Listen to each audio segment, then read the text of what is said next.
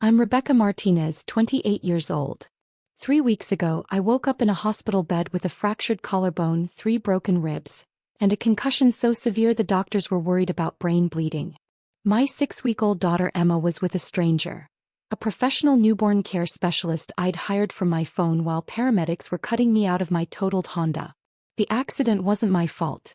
A delivery truck ran a red light at 60 miles per hour and T-boned my car on the driver's side. The impact sent my vehicle spinning across 4 lanes of traffic. I remember the screech of metal, the explosion of the airbag, and then nothing. Just darkness and the distant sound of sirens. When I regained consciousness in the ambulance, my first words were about Emma. "Hi baby," I whispered through the oxygen mask. 6 weeks old. At home with neighbor. Need someone. The paramedic, a woman in her 40s with kind eyes, squeezed my hand. "We'll help you figure it out. Stay calm." But I couldn't stay calm. Emma was exclusively breastfed. She'd never taken a bottle. My neighbor Mrs. Chin was 72 and had only agreed to watch Emma for the 20-minute drive to the grocery store. Now it had been 40 minutes and I was heading to the ER instead of home. From the ambulance, with shaking hands and vision still blurry, I called my mother. She answered on the 3rd ring. "Rebecca? I'm at the spa." "What is it?" "Mom." My voice cracked. "I've been in a car accident. Bad one. I'm in an ambulance. Emma's at home with Mrs. Chin. Can you please go get her? I don't know when I'll." "An accident?"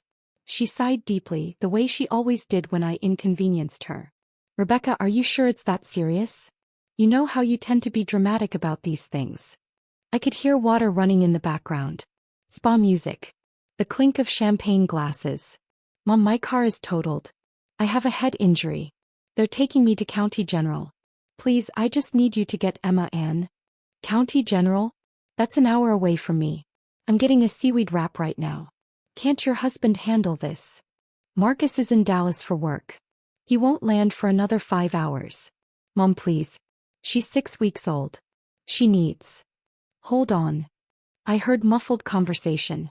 Then my sister's voice in the background laughing about something. Mom came back on the line. "Rebecca, your sister and I are leaving tomorrow morning for our Caribbean cruise. We have the pre-cruise spa package today. It's already paid for." My head was pounding. Each word felt like it took all my energy. "Mom, this is an emergency. Your granddaughter needs." "Your sister never has these emergencies, Rebecca." Her voice was sharp now. "Vanessa has 2 children and she's never once called me in a panic about a car accident or a crisis. You need to be more organized. More responsible." Something in my chest cracked, and it wasn't just my broken ribs. "I didn't plan to get hit by a truck, Mom." "Well, you should have contingency plans. That's what responsible parents do. I can't just drop everything every time you have a problem. We've been planning this cruise for 8 months. The ambulance hit a pothole. Pain exploded through my torso. I gasped. "Are you even listening to me?" Mom continued. "This is exactly why I worry about you. Always so chaotic. Always needing to be rescued. I raised you to be independent, but you're still calling mommy every time something goes wrong." The paramedic was watching me, concern clear on her face. She could hear every word through the phone's speaker. "I'm not asking you to cancel your cruise," I said, forcing the words out. "Just to watch Emma for a few hours until I can arrange something else. Please. I'm getting on a ship tomorrow, Rebecca. I need to pack. I need to prepare. Your father and I deserve this vacation. We've worked hard our entire lives. We're not going to let your poor planning ruin our trip."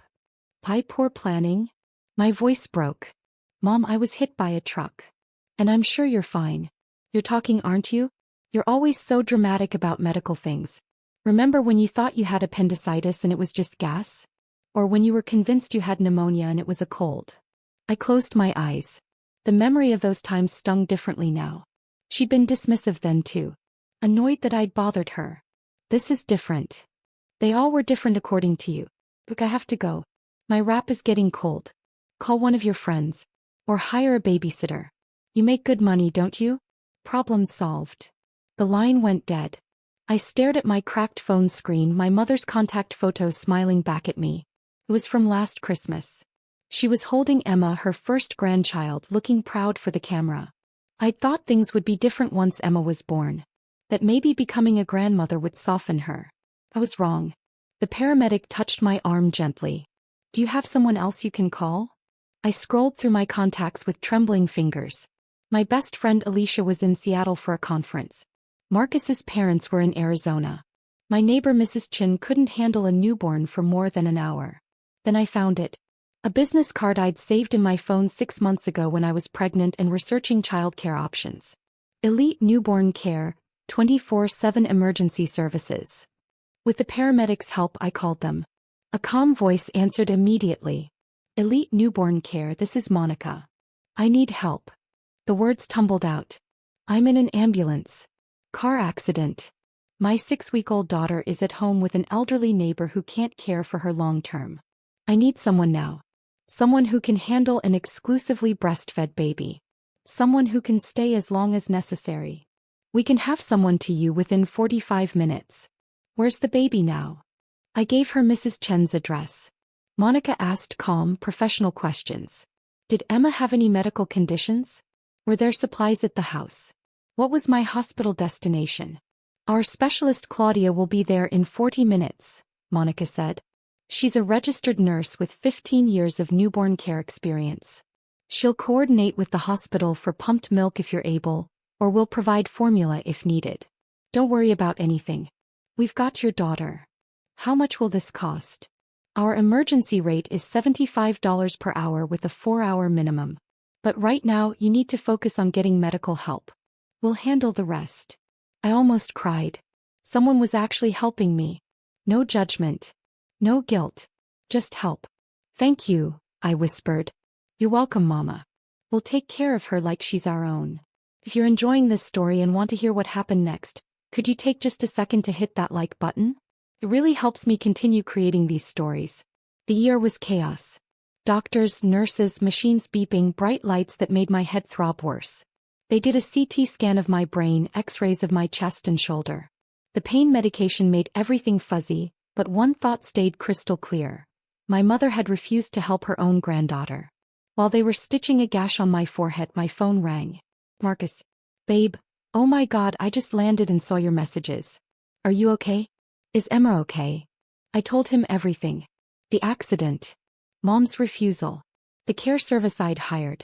Your mom said no? His voice rose. She said no to watching her own grandchild during a medical emergency? She has a cruise tomorrow. I don't give a damn if she has a meeting with the Pope. You were in a car accident. He took a breath. I'm getting a flight back right now. I'll be there in 3 hours. What about your presentation? Screw the presentation. My wife is in the hospital. That's when I started crying. Not because of the pain or the fear, but because Marcus's immediate response showed me what real family was supposed to look like. And it made my mother's rejection hurt even more. After they admitted me for overnight observation, I did something I'd been thinking about since the ambulance ride. Something I'd been too afraid to do for 9 years. I opened my banking app and navigated to automatic payments. There it was. The transfer I set up when I was 19 years old. When I'd gotten my first real job after college and my parents had mentioned they were struggling with their mortgage after Dad's hours got cut. $4,500. Every single month. For 108 months. I'd never told them it was me. The payments went to a separate account I'd set up, then automatically transferred to their mortgage company. They thought Dad's pension had increased. Or that Mom's part-time bookkeeping brought in more than it did. They never asked questions. They just enjoyed their financial stability. That $4,500 paid their entire mortgage with enough left over for their car payment. It's how they could afford spa days and Caribbean cruises and shopping trips with my sister. It's how Dad could retire at 62 instead of working until 65. $4,500 times 108 months. $486,000. I'd paid nearly $500,000 to keep my parents comfortable. And my mother couldn't spare 3 hours to hold her granddaughter while I was in the hospital. I canceled the automatic payment. Then I did something else. I opened a new savings account. I named it Emma's Future. I set up the same automatic transfer, $4,500 per month, but this time to an account for my daughter. The daughter my mother couldn't be bothered to help. My finger hovered over the confirm button for only a second. Then I pressed it. A nurse came in to check my vitals. "You're looking better," she said. "Color's back in your face. I just made a decision I should have made years ago." She smiled. "Those are usually the best kind." Around 8 p.m. there was a knock on my hospital room door. I expected Marcus, but instead a tall man in his 70s walked in. Gray hair, sharp blue eyes, wearing a cardigan despite the California heat. Grandpa. My mother's father. The man who'd taught me to fish, who'd paid for my college textbooks when money was tight, who'd slipped me $200 every birthday, for something special, even after I was an adult. "Grandpa." I tried to sit up, wincing. "How did you?" "Mrs. Chen called me." He pulled a chair close to my bed. "Said you'd been in an accident and that my daughter refused to help with the baby. Said she overheard your phone conversation when you stopped by to get Emma earlier." I'd picked up Emma from Mrs. Chen's house before the paramedics took me to the hospital. The care specialist Claudia had met me there. Apparently Mrs. Chen had been horrified by what she'd heard. "Grandpa, I'm okay. Emma's with a professional caregiver. Everything's..." "Stop." His voice was gentle but firm. "Don't do that. Don't minimize what happened." He sat in silence for a moment, just looking at me. Then he said, "Your grandmother and I paid for that cruise." I blinked. "What?" "The Caribbean cruise your mother's been talking about for months. We paid for it. Bought it for her and your father's anniversary. Cost us $12,000 for the premium package." He shook his head. "I thought we were giving them a nice gift. Didn't realize we were funding their excuse to abandon their daughter and granddaughter." "Grandpa, you didn't know. I called your mother an hour ago." His voice hardened. "Told her I knew what she did. You know what she said?" I waited. "She said you were being dramatic. That you were fine. That you'd always been too dependent and needed to learn to handle things yourself." He leaned forward. Then she said, "Emma isn't even my responsibility. Rebecca chose to have a baby. She needs to deal with the consequences." The words hit me like a second collision. "Consequences," I repeated. "She called my daughter a consequence." That's when I told her the cruise was cancelled. My eyes widened. "What?" "I called the cruise line. Cancelled the booking. As the purchaser, I have that right. They're refunding the money to my credit card." He smiled, but there was no warmth in it. "Your mother and father will not be going on any cruise tomorrow." "Grandpa, you didn't have to." "Yes, I did." He reached over and took my hand carefully, avoiding the fore. "Rebecca, I need to tell you something. Your grandmother, before she passed, she made me promise to watch out for you. Said she worried about how your mother treated you differently than Vanessa." I felt tears building. I thought maybe she was seeing things that weren't there. Grandmothers can be protective. But over the years I've watched. I've seen the patterns. The way your sister gets praised for the same things you get criticized for. The way your accomplishments get dismissed while hers get celebrated. The way you're always expected to be understanding while she's allowed to be selfish. "It's just how Mom is," I said weakly. "It's how you've let her be. How we all let her be." He squeezed my hand. "Not anymore. Not after this." There was another knock. This time it was Marcus, still in his suit from the conference, carrying flowers and looking frantic. When he saw me, his face crumpled with relief. "I'm okay," I said as he kissed my forehead gently. "We're okay." Grandpa stood up. "I'll give you two some privacy. But Rebecca, before I go, is there anything I should know? Anything else that's been going on?" I hesitated. Then I told him about the $4,500 monthly payments. About the 9 years of financial support. About how I just canceled it. Grandpa's face went very still. "You've been paying their mortgage? And car payment?" "I set it up when I was 19. They never knew it was me. $4,500 a month for 9 years. He did the math quickly. That's nearly $500,000. $486,000, I confirmed. Marcus was staring at me. "You never told me." "I didn't tell anyone. They needed help and I could provide it, so I did." Grandpa was quiet for a long moment. Then he said, "Did they ever thank you? Ever acknowledge the help?" "They didn't know it was me. But they knew their financial situation improved dramatically. They knew they suddenly had extra money every month. Did they ever question it? Ever wonder? Ever think maybe they should be more careful with money that appeared out of nowhere?" I'd never thought about it that way. They just spent it, I said slowly. On cruises and shopping and spa days and helping Vanessa with her down payment and, I stopped. They helped Vanessa buy her house with my money. And when you were in a car accident with a 6-week-old baby, your mother couldn't spare 3 hours. Grandpa's voice was ice. She took your money for 9 years and couldn't give you 3 hours. He pulled out his phone. I'm making a call. You rest. He walked into the hallway but I could hear his voice through the door. Patricia, it's Dad. No, I'm not discussing the cruise again. I'm calling about something else. Something I just learned. Pause. Did you know Rebecca has been paying your mortgage for 9 years? Silence. Then Grandpa's voice again, harder. $4,500 a month, Patricia. $486,000 total. Your daughter, the one you called dramatic today, the one you refused to help, has been keeping you financially afloat since she was 19 years old. Another pause. She canceled the payments this afternoon. From her hospital bed. After you abandoned her and your granddaughter. I could hear my mother's voice now, shrill even through the phone. Grandpa let her talk for a moment. Then he said the words that changed everything. You have 24 hours to make this right, Patricia.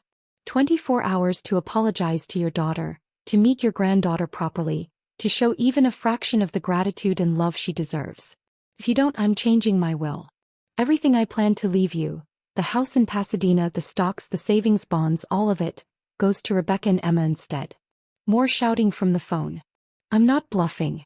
I already called Gerald Hoffman, my attorney. He's drafting the changes tomorrow morning. You think I'm going to leave my estate to someone who treats their own daughter like garbage? Who calls their granddaughter a consequence? His voice dropped. Your mother would be ashamed of you. I know I am. He hung up. Marcus and I sat in stunned silence. Grandpa walked back in looking 10 years older but somehow more determined. That woman is my daughter and I love her. But love doesn't mean accepting unacceptable behavior. Your grandmother taught me that. Grandpa, your will, you don't have to. It's already done in my mind. Whether she apologizes or not, you're getting the majority. But I'm giving her 24 hours because your grandmother would want me to give her daughter a chance to do the right thing. He kissed my forehead. Get some rest. I'm going to go meet my great-granddaughter. Marcus, text me the address of that care service. After he left, Marcus climbed carefully into the hospital bed next to me, holding me like I was made of glass. $500,000, he whispered. Babe, we could have paid off our house. I know. We could have started Emma's college fund years ago. I know. Why didn't you tell me? I was quiet for a long time. Because then I'd have to admit what I already knew. That I was paying for love that should have been free. That I was buying my parents' approval. That no matter how much money I gave them, it would never be enough to make them treat me the way they treat Vanessa. He held me tighter. I'm sorry, he said. For what? For not seeing it sooner. For not protecting you from them. You did protect me. You flew home from Dallas in the middle of your biggest presentation of the year. That's just basic human decency, Beck. That's the bare minimum. Exactly, I said. And my mother couldn't even manage that. My phone started ringing around 10 p.m. I declined the call. She called again. Declined. Then texts started coming through. Rebecca, we need to talk about this misunderstanding. Your grandfather is being completely unreasonable. I never said I wouldn't help. You didn't give me a chance to explain. You're tearing this family apart over a simple miscommunication. I blocked the number. Then my sister called. What the hell did you do? Vanessa's voice was sharp. Mom is hysterical. The cruise is canceled. Grandpa is threatening to cut her out of the will. All because you got an fender bender and Mom couldn't drop everything immediately. It wasn't a fender bender. I have 3 broken ribs and a fractured collarbone. Well, you're clearly fine enough to cause family drama. Do you know how much Mom was looking forward to this cruise? Do you know how hard she's been working? Working? I almost laughed. Vanessa, I've been paying their mortgage for 9 years. $4,500 every month. That's how Mom can afford not to work. That's how Dad retired early. That's how they helped you with your house down payment. Silence. You're lying. Check with Grandpa. Or better yet, ask Mom. Ask her where she thought that extra $4,500 a month was coming from for the past 9 years. Even if that's true. It is true. It doesn't give you the right to manipulate Grandpa. He's elderly. He's not thinking clearly. He's thinking more clearly than anyone. He sees exactly what Mom is. What you are. What I am. Her voice rose. I'm not the one blackmailing my own mother with Grandpa's inheritance. No, you're just the one who gets everything handed to you while I pay for it. The golden child who can do no wrong while I'm always the problem. I took a breath. I'm done, Vanessa. I'm done funding your lifestyle. I'm done being the family A-team. I'm done accepting scraps of attention while you get celebrated for existing. You're being insane. Mom loves you. Mom tolerates me as long as I'm useful. Today I learned exactly how much my usefulness is worth. 3 hours. She couldn't give me 3 hours for her granddaughter. She had plans. I had a head injury. Vanessa was quiet for a moment. Then, you know what? Fine. Keep Grandpa's money. Keep your victim mentality. But don't expect me to feel sorry for you when you end up alone because you pushed everyone away. She hung up. Marcus had been listening to the whole conversation. You okay? Actually, yeah. And I meant it. For the first time in a long time I feel like I can breathe. The next morning I was discharged with strict instructions to rest for 2 weeks. Marcus brought Emma to the hospital and I held my daughter for the first time since the accident. She was perfect. Healthy. Content. Claudia, the care specialist, had done an amazing job. She kept detailed notes about feeding times, diaper changes, sleep patterns. She'd even pumped and stored the breast milk the hospital had helped me express. You have a beautiful daughter, Claudia said as she gathered her things. And you're a strong mama. Not many women could make the calls you made from an ambulance. I had help. Thank you for being there when my own mother wouldn't. She smiled sadly. Family is who shows up. Remember that. We went home to flowers. Dozens of bouquets from friends, from Marcus's co-workers, from neighbors. Cards wishing me a speedy recovery. Nothing from my parents. Nothing from my sister. But there was something from Grandpa. A large box with a note. For Emma's future. Because she deserves grandparents who choose her first. Love, Grandpa Joe. Inside were savings bonds. $50,000 worth. I cried. The 24-hour deadline passed. No apology came. No phone call. No text. Grandpa's attorney called the next day to confirm the will had been changed.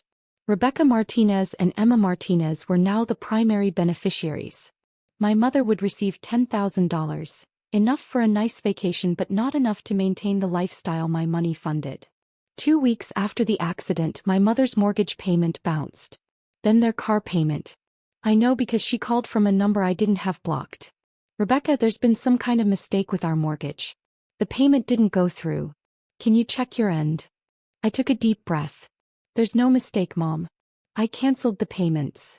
What? Why would you? She stopped. Wait, that was you? All these years, that was you sending the money. Every month since I was 19. But we thought, your father's pension was barely enough to cover your utilities. I covered everything else. For 9 years. Rebecca, you can't just stop. We'll lose the house. We'll lose everything. Like I almost lost everything when that truck hit me. When I was alone in the ambulance, terrified, calling my mother for help and getting rejected. I apologized for that. I called Grandpa Ann. You called Grandpa to save your inheritance. You never apologized to me. Silence.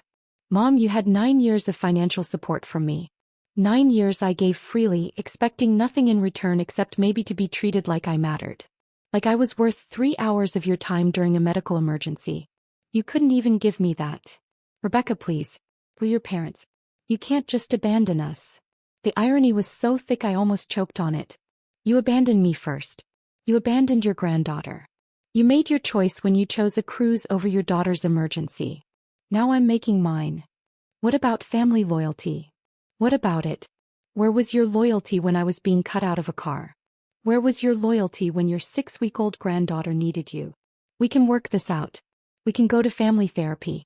We can. No. The word felt powerful. Final. I'm done working things out. I'm done being the only one who tries. I'm done paying for love that should be free. I hung up. The calls came in waves after that.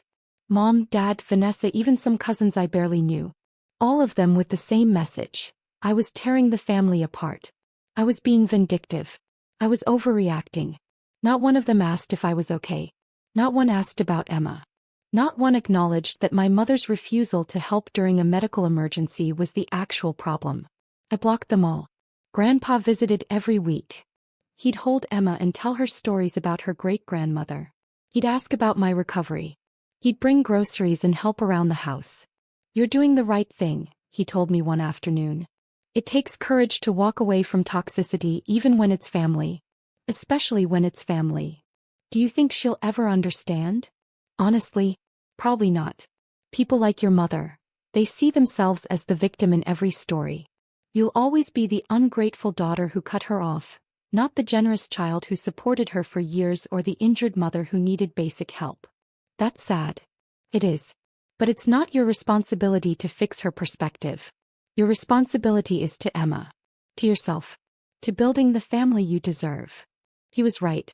3 months later, I heard through a mutual friend that my parents had downsized to a smaller condo. That they'd sold their car and bought something more economical. That my mother had taken a full-time bookkeeping job. They were learning to live within their actual means for the first time in 9 years. I felt no satisfaction in their struggles. But I felt no guilt either. 6 months after the accident, Marcus got promoted. We used his bonus to start Emma's college fund. The same $4,500 a month I'd been sending my parents now going into an account for our daughter. In 18 years, at that rate, Emma would have nearly $1 million for her education. $1 million she'd never have to pay back. $1 million given freely with love because that's what parents do. 1 year after the accident, I got a letter. Not from my mother but from my sister. "Rebecca, I'm writing because I finally understand what you tried to tell me. Mom asked me to start helping with their bills. She said it was temporary just until they got back on their feet. That turned into monthly requests for money. Then weekly. Then almost daily. She's asked me for $47,000 so far this year. I've given her $23,000. My husband is furious. My marriage is struggling. And when I told Mom I couldn't give any more, she called me selfish. I'm grateful. Just like she used to call you. I get it now. You weren't exaggerating. You weren't being dramatic. You were being used, and the moment you couldn't be useful anymore, you were disposable. I'm sorry I didn't believe you. I'm sorry I chose her over you. I understand if you never want to talk to me again. But I wanted you to know, you were right about everything. Your sister Vanessa." I read the letter 3 times. Part of me wanted to feel vindicated. To say, "I told you so." To welcome her into the club of daughters who'd finally seen through our mother's manipulation. But mostly I just felt tired. I wrote back. Not a long letter. Just a short note. "Vanessa, thank you for your honesty. I hope you find the courage to set boundaries like I did. You deserve better than being an ATM. I'm not ready to rebuild a relationship yet. Maybe someday. But I appreciate you acknowledging the truth. Take care of yourself, Rebecca." I didn't hear from her again. And that was okay. Emma is 2 years old now. She's funny and fierce and doesn't know anything about the grandmother who called her a consequence. She knows Grandpa Joe, who visits every Sunday and reads her the same stories he read to me. She knows Marcus's parents, who flew from Arizona to help when she had croup and never once complained. She knows family is the people who show up. Last week, we were at the park when another mother asked if Emma's grandparents ever visit. "Oh yes," I said, watching Emma giggle as Grandpa pushed her on the swing. "Her grandfather comes every week." "What about your parents?" I smiled. "That is my parent. The one who matters." The woman looked confused but didn't press. "Here's what I've learned in the 2 years since that car accident. Some people will only value you for what you provide. The moment you stop providing it, they'll show you exactly who they are. Believe them. Don't waste years trying to earn love that should have been freely given." I think about that $486,000 sometimes. $500,000 I'll never get back. Money that could have changed my life in a dozen different ways. But I also think about what I gained by cutting them off. Peace. Self-respect. A clear understanding of my worth. A family built on genuine love rather than obligation and guilt. That's worth more than any dollar amount. My mother sends a card every year on Emma's birthday. I don't open them. They go straight into a box in the garage. Maybe one day Emma will want to know about that side of her family. Maybe she'll want to read them. But right now she's got everything she needs. Parents who choose her every single day, a great-grandfather who adores her, and a future funded by love instead of guilt. If there's someone out there listening to this who's been the family ATM, who's been paying for love that should be free, who's been diminished and dismissed and told they're dramatic when they express legitimate needs, I want you to know something. You are not obligated to fund your own mistreatment. You are not required to finance people who refuse to show up for you. You are allowed to keep your money, your time, and your energy for people who actually value you. And if walking away means losing people who only loved what you could give them, you weren't losing family. You were losing users. There's a difference. My name is Rebecca Martinez. I'm 30 years old. I'm a mother, a wife, and a granddaughter. I used to be a daughter and a sister too, but I'm learning that DNA doesn't make you family. Loyalty does. Respect does. Showing up does. 2 years ago, my mother refused to watch my newborn during my car accident because she had cruise tickets. Now she works full-time to afford a life she used to take for granted. My grandfather changed his will to protect the granddaughter who needed protecting. Me. I'm thriving. We're thriving. Because sometimes the best revenge isn't revenge at all. It's building a beautiful life with people who actually deserve to be in it. If you found strength in this story, drop a comment below and let me know where you're listening from. And if you've set similar boundaries with toxic family members, you're not alone. We're all out here building better families one choice at a time.